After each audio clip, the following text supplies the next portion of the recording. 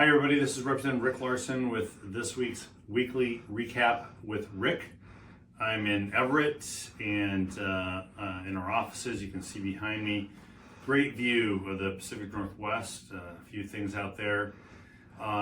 Bright sunny day, but I can tell you things are pretty dark right now for a lot of folks. A lot of folks in my district who are going to feel the pain of the Trump administration policies on a variety of things. And I spent this last week meeting with people throughout the district and who were traveling to DC to talk about some things, and of course here in the district.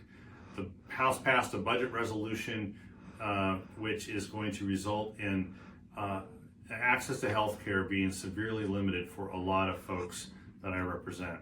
Right now, Whatcom County, 2,000 kids were born last year in Whatcom County.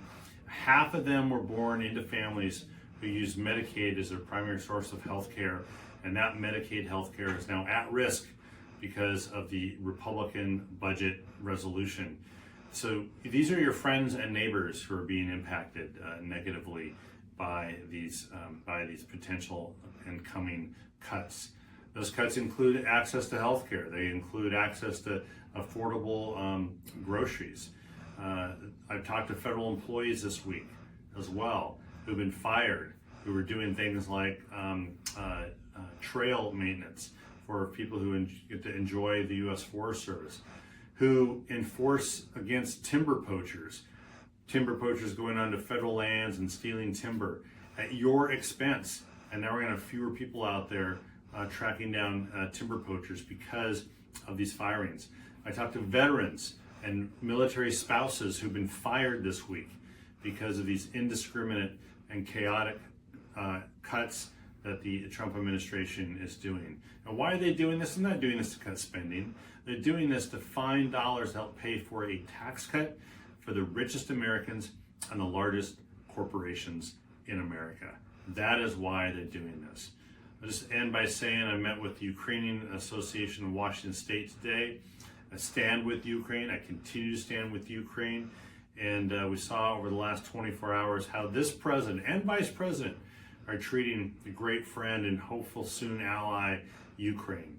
Ukraine wants nothing more than to be a democracy, nothing more than to be part of the European Union in that economy, nothing more than to be a steadfast NATO ally. All things that the U.S. should want as well, and most Americans, in fact, do want.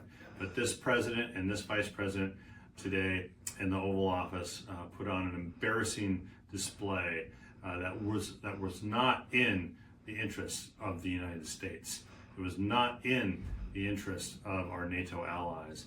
It was only in the interest of doing whatever Russia and Putin want this president and vice president to do. I think it's wrong. I think we need to stand up for U.S. interests, and U.S. interests here are to stand with and for Ukraine, Ukrainians, and the thousands of Ukrainian Americans who live here in Washington State. Well, that's this week's weekly recap with Rick, and I'll see you next week. Thank you.